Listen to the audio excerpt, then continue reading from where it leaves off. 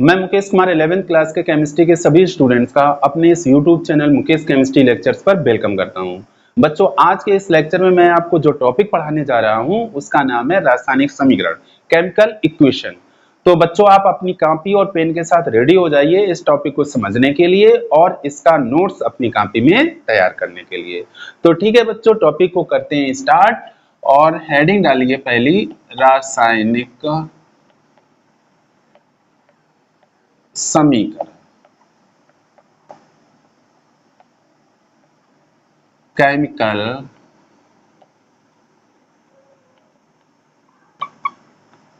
Equation. अब बच्चों, रासायनिक समीकरण क्या है और इसकी आवश्यकता क्यों पड़ी, ये सब मैं आपको अभी विस्तार से समझाने जा रहा हूं। ध्यान से समझिए बच्चों, रासायनिक अभिक्रिया को रिप्रेजेंट करने के लिए रासायनिक समीकरण की आवश्यकता पड़ती है। और रासायनिक अभिक्रिया में पदार्थ आपस में अभिक्रिया करते हैं जिससे नए पदार्थ बनते हैं। बच्चों, जो पदार्थ आपस में अभिक्रिया करते हैं उनको हम अभिकारक कहते हैं, और जो पदार्थ अभिक्रिया के उपरांत या अभिक्रिया के पश्चात हमें मिलते हैं, प्राप्त होते हैं, उनको हम उत्पाद कहते हैं। यानी कि रासायनिक अभिक्रिया में अभिकारक होते हैं और उत्पाद होते हैं, अभिकारक होते हैं और उत्पाद होते हैं। अब बच्चों, जब रासायनिक अभिक्रिया के अभिकारक और उत्पाद यानी कि अभिकारकों और उत्पादों को उनके नामों के द्वारा ना लिखकर उनके प्रतीकों और रासायनिक सूत्रों के द्वारा लिखा जाता है, तो इस तरह से जो हमें समीकरण मिलती है उसी समीकरण को रासायनिक समीकरण कहा जाता है। बच्चों, अभिकारक क्या है? अभिकारक ऐसे पदार्थ हैं जो किसी रासायनिक अभिक्रिया में भाग लेते हैं। उत्पाद क्या है? उत्पाद ऐसे पदार्थ हैं जो रासायनिक अभिक्रिया के दौरान प्राप्त होते हैं। अभिकारकों को रिएक्टेंट्स कहते हैं, उत्पादों को प्रोडक्ट्स कहते हैं। अभिकारक क्या है बच्चों? अभिकारक, इनको क्या बोला जाता है बच्चों? रिएक्टेंट। और जो उत्पाद होते हैं इनको प्रोडक्ट बोलते हैं। अभिकारक रासायनिक अभिक्रिया में भाग लेते हैं और उत्पाद रासायनिक अभिक्रिया के द्वारा प्राप्त होते हैं। अब बच्चों देखो, तो रासायनिक समीकरण की डेफिनेशन क्या हुई? किसी रासायनिक अभिक्रिया के अभिकारकों और उत्पादों को उनके नामों के स्थान पर उनके प्रतीकों और रासायनिक सूत्रों के द्वारा लिखने पर जो समीकरण प्राप्त होती है उस समीकरण को रासायनिक समीकरण कहते हैं। जैसे बच्चों, इसका एक सिंपल सा एग्जाम्पल ले रहे हैं। जो मैग्नीशियम होता है बच्चों, मैग्नीशियम को जब वायु में जलाया जाता है तो मैग्नीशियम ऑक्साइड बनता है। क्या है बच्चों इसमें? मैग्नीशियम है हमारे पास,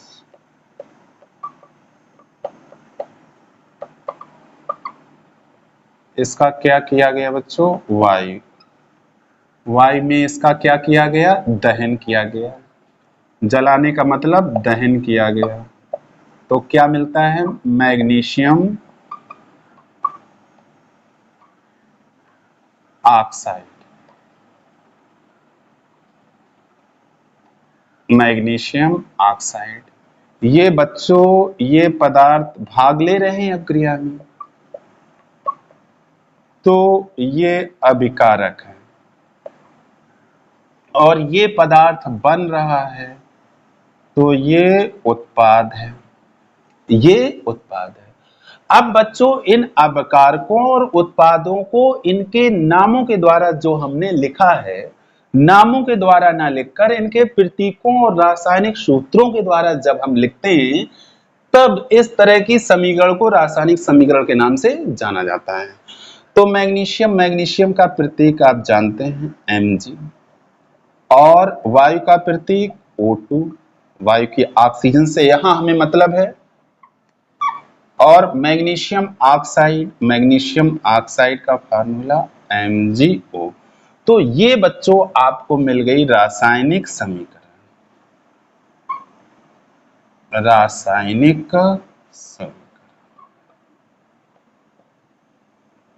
बच्चों, आपने देखा कि रासायनिक समीकरण में अभिकारकों और उत्पादों के बीच में एक हमने तीर के चिन्ह का यूज किया है, और इस तीर के चिन्ह की जो नोक है ये अवकारकों से उत्पादों की ओर है।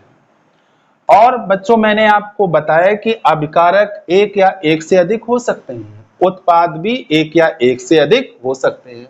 ऐसी स्थिति में जब अभिकारक या उत्पाद एक से अधिक होते हैं, उनके बीच में प्लस का चिन्ह लगा दिया जाता है, जैसा कि मैंने यहाँ इन दो अभिकारकों के बीच में लगाया।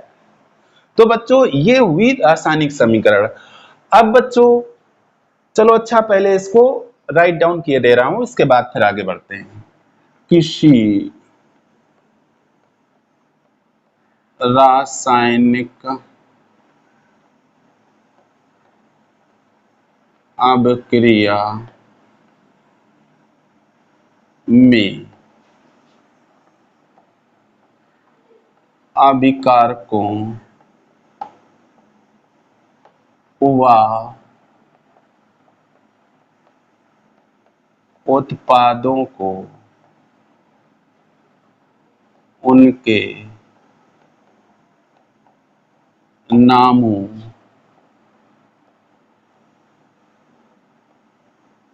के स्थान पर उनके प्रतीकों व रासायनिक सूत्रों द्वारा लिखने पर प्राप्त समीकरण रासायनिक समीकरण कहलाती है। रासायनिक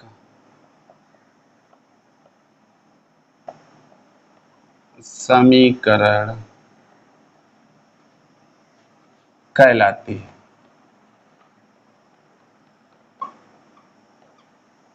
प्राप्त समीकरण रासायनिक समीकरण कहलाती है। एग्जाम्पल क्या है? एग्जाम्पल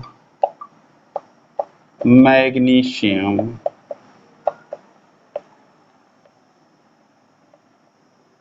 की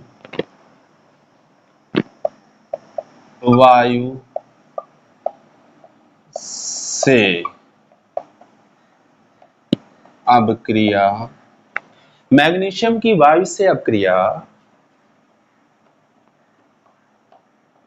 कराने पर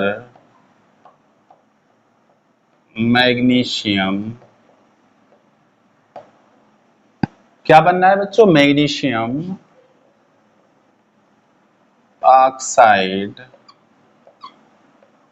बनता है।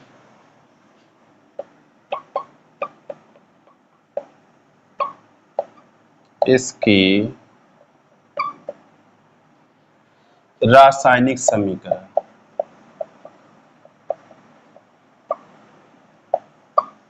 इसकी रासायनिक समीकरण ये आपके सामने मैंने राइट डाउन कर रखी है। बच्चों रासायनिक समीकरण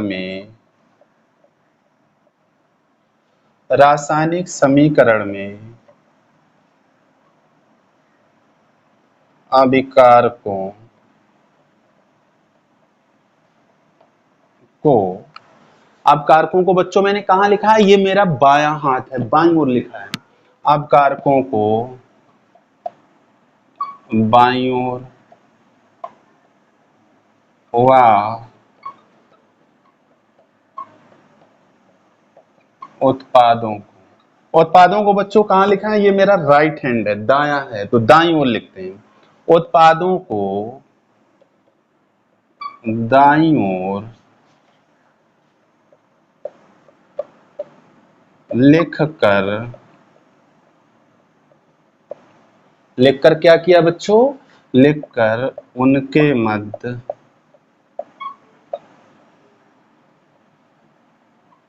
तीर का चिन्ह लगाते हैं। किसका चिन्ह लगाते हैं? तीर का चिन्ह लगाते हैं। तीर का चिन्ह लगाते हैं जिसकी नोक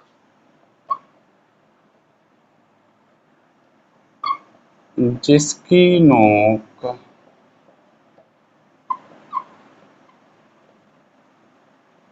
अभिकारकों से उत्पादों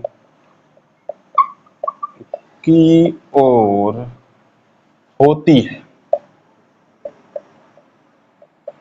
जिसकी नोक बच्चों कहाँ होती है? अपकारकों से उत्पादों की ओर होती है।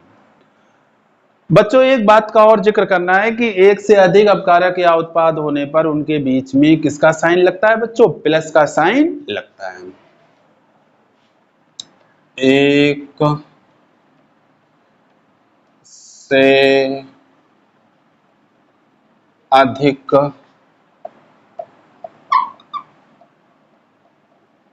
अभिकारक या उत्पाद होने पर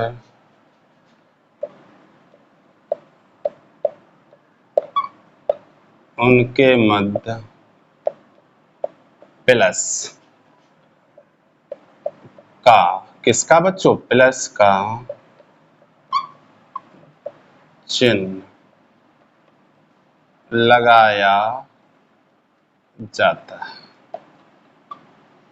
तो ये बच्चों रासायनिक समीकरण क्या है, इसको कैसे लिखते हैं, ये सारी बातें मैंने आपके सामने डिस्कस की और उनको नोट डाउन कर दिया। अब बच्चों इसे आप नोट कर लीजिए, फिर आगे बढ़ते हैं, स्क्रीनशॉट के थ्रू इसे नोट करिए। अब बच्चों इसी में आगे बढ़ते हैं और आपको बताते हैं कि संतुलित रासायनिक समीकरण क्या होती है। ये जो रासायनिक समीकरण बच्चों मैंने आपके सामने लिख रखी है, आप देख रहे हैं कि ये संतुलित नहीं। संतुलित रासायनिक समीकरण का मतलब होता है कि वह रासायनिक समीकरण जिसमें अभिकारकों के परमाणुओं की संख्या उत्पादों के परमाणुओं की संख्या के बराबर होती है। यानी कि जो संतुलित रासायनिक समीकरण होगी उसमें अपकारकों के परमाणुओं की संख्या उत्पादों के परमाणुओं की संख्या के ठीक बराबर होगी। बराबर करने के लिए बच्चों अनुमान विधि का प्रयोग किया जाता है। आगे अभी आपके सिलेबस में एक चैप्टर है जिसमें रासायनिक समीकरण को संतुलित करने की दो विधियां मैं बताऊंगा। एक तो ऑक्सीकरण संख्या विधि और दूसरी आयन इलेक्ट्रॉन विधि। लेकिन मोस्टली जो रासायनिक समीकरण की जो बैलेंसिंग होती है वो अनुमान विधि के द्वारा की जाती है। अनुमान विधि में क्या करते हैं बच्चों? अभिकारकों या उत्पादों में गुणांकों से गुणा करके उनके परमाणुओं की संख्या आपस में समान करते हैं। जैसे बच्चों इसको आप देखिए, यहाँ पर अभिकारक Mg है और O2 है। यहाँ Mg की संख्या 1 है, यहाँ पर भी Mg की संख्या 1 है, लेकिन O की संख्या यहाँ 2 है, यहाँ 1 है। तो मैंने जैसे कि आपको बताया कि गुणांकों के द्वारा हम परमाणु की संख्या बराबर करते हैं। तो आप देख पा रहे हैं कि अगर मैं यहाँ 2 से मल्टीप्लाई कर दूं तो O की संख्या दोनों तरफ समान हो जाएगी। यानी कि जब हम यहाँ 2 से गुणा करते हैं तो O की संख्या दोनों तरफ बराबर हो जाती है। लेकिन मैग्नीशियम की संख्या असंतुलित हो जाती है, यहाँ Mg 2 हो जाते हैं। तो आप देख रहे हैं कि यहाँ पर हमें 2 करने में कोई परेशानी नहीं है। तो इस तरह से अब आप देख पा रहे हैं कि ये एक जो रासायनिक समीकरण है इसमें अभिकारकों के परमाणुओं की संख्या उत्पादों के परमाणुओं की संख्या के बराबर है। तो ऐसी समीकरण को संतुलित रासायनिक समीकरण कहते हैं। देखिए बच्चों,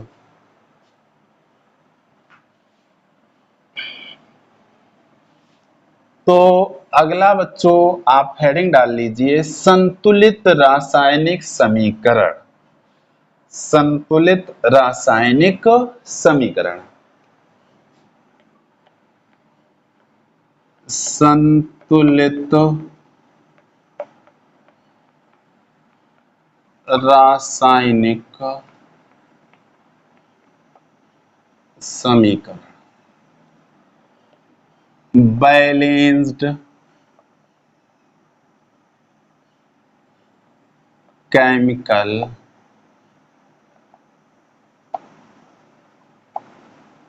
इक्वेशन। फर्स्ट ऑफ ऑल इसकी डेफिनेशन देख लीजिए, वह है रासायनिक समीकरण जिसमें अभिकारकों व उत्पादों के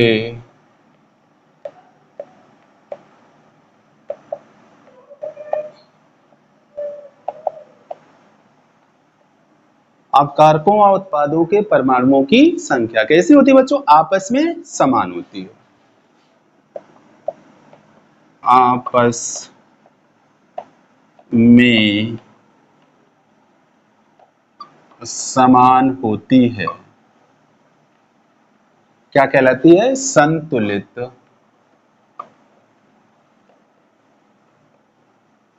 रासायनिक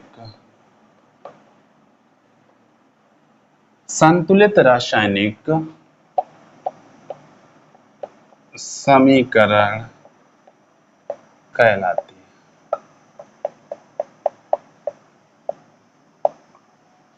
संतुलित रासायनिक समीकरण कहलाती है।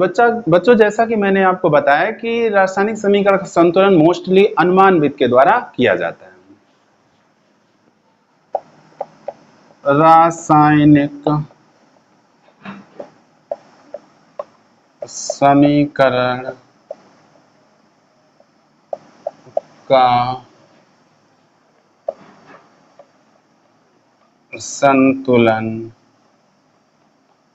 प्रायः अनुमान विधि द्वारा किया जाता है।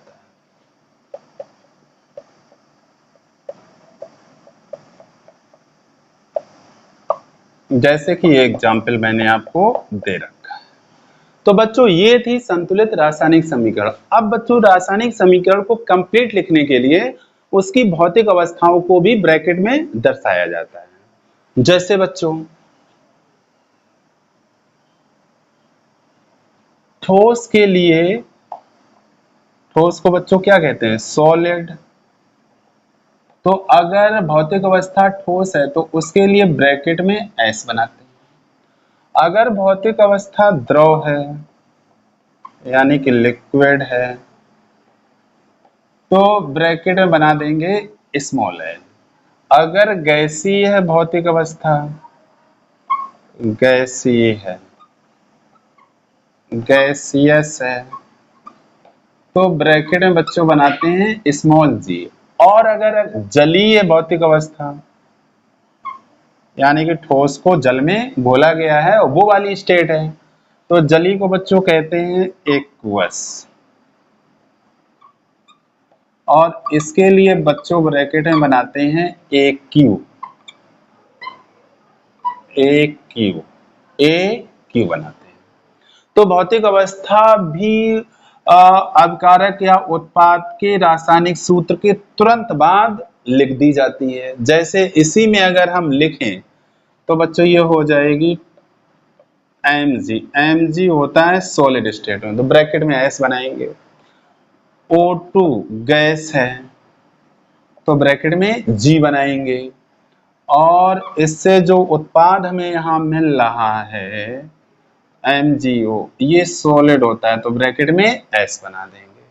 तो इस तरह से जो कंप्लीट रासायनिक समीकरण संतुलित लिखी जाती है उसमें अभिकारकों और उत्पादों की भौतिक अवस्थाओं को भी उनके रासायनिक सूत्र के बाद छोटे ब्रैकेट में दर्शाया जाता है। सॉलिड के लिए स्मॉल एस, लिक्विड के लिए स्मॉल एल, गैसियस के लिए स्मॉल जी और एक्वस के लिए ए क्यू का यूज किया जाता है।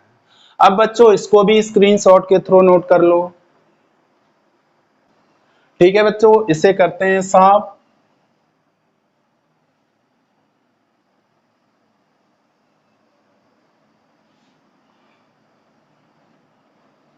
अब बच्चों आते हैं कि रासायनिक समीकरण से हमें लाभ क्या होते हैं। लाभ इसके एडवांटेजेस क्या हैं? रासायनिक समीकरण के लाभ। advantages of chemical equation।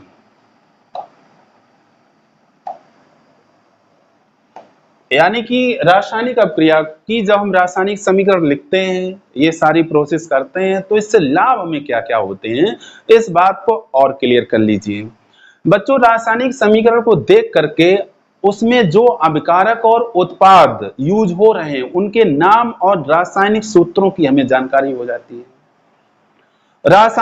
दूसरी महत्वपूर्ण बात क्या पता चलती है हमें इससे, दूसरी महत्वपूर्ण जानकारी हमें यह होती है कि अभिकारकों और उत्पादों की भौतिक अवस्थाएं क्या है, यानी कि नाम और रासायनिक सूत्र की हमें जानकारी हो जाती है, भौतिक अवस्थाओं की जानकारी हो जाती है, और अभिकारकों और उत्पादों के अणुओं की संख्या क्या है और उनके परमाणुओं की संख्या क्या है, इसकी भी हमें जानकारी संतुलित रासायनिक समीकरण से हो जाती है।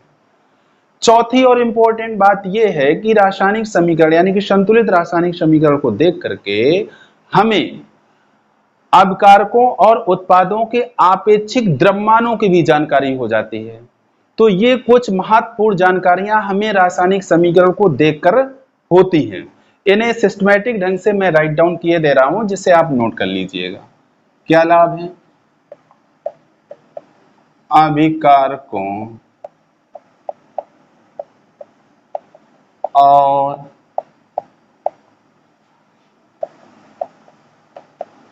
उत्पादों के नाम व रासायनिक सूत्र, यानी कि अभिकारकों और उत्पादों के नाम व रासायनिक सूत्र हमें ज्ञात हो जाते हैं। दूसरी जानकारी क्या है? अभिकारकों और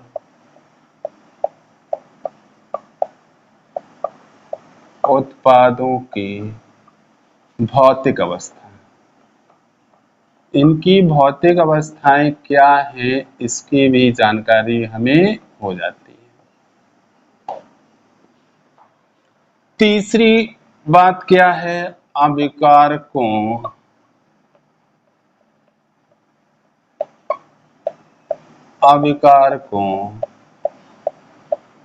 और उत्पादों के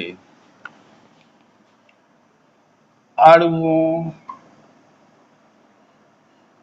व परमाणु की आपेक्षिक संख्या भी हमें इससे पता चलती है। चौथी बात, अभिकारकों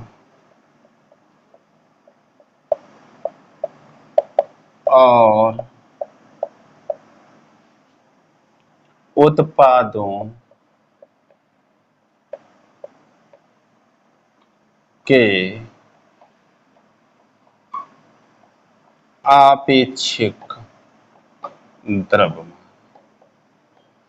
तो एक संतुलित रासायनिक समीकरण को देख करके हमें इन तथ्यों की जानकारी हो जाती है। अब बच्चों, यही इसके एडवांटेजेस हैं। तो बच्चों, इसको भी आप नोट कर लीजिए कॉपी में। अब बच्चों, इस लेक्चर वीडियो को यहीं पे समाप्त करते हैं। बच्चों, अगर आपको लेक्चर वीडियो पसंद आ रहा है तो आप इसको लाइक और शेयर करना मत भूलिए, और ऐसे बच्चे जिन्होंने अभी तक चैनल सब्सक्राइब नहीं किया है वो भी चैनल को सब्सक्राइब कर लें। Thank you so much.